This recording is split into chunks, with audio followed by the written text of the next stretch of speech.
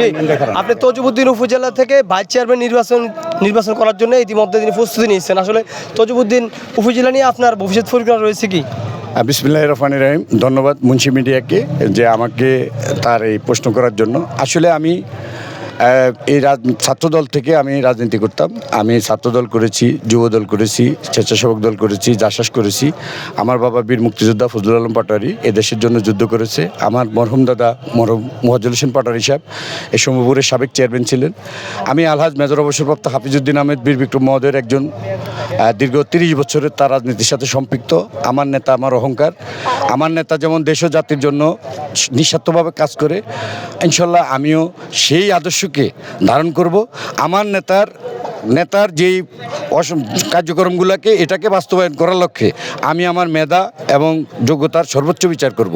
আমি বিগত সময়ে ছাত্রদল করে যখন আমি আমার কর্মজীবনে আমি একটা আরএমজি সেক্টরের লোক, আমার একটা ক্ষুদ্র প্রতিষ্ঠান আছে, শিল্প প্রতিষ্ঠান, সেখানে আমি এই লালমোহন তজুমুদ্দিনে আমি প্রায় অনেক ছেলেপেলেরই আমি কর্মসংস্থানের ব্যবস্থা করছি।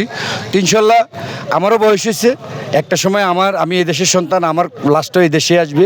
আমি চাই আমি এমন কিছু করতে, যদি এই দেশ তজুমুদ্দিনের মানুষ আমাকে দায়িত্ব দেয়, আমি তজুমুদ্দিনের বেকার সমস্যার সমাধানের লক্ষ্যে যারা বেকার আছে তাদেরকে কর্মমুখী শিক্ষায় ট্রেনিং দিয়ে আমি তাদের কর্মসংস্থানের ব্যবস্থা করব।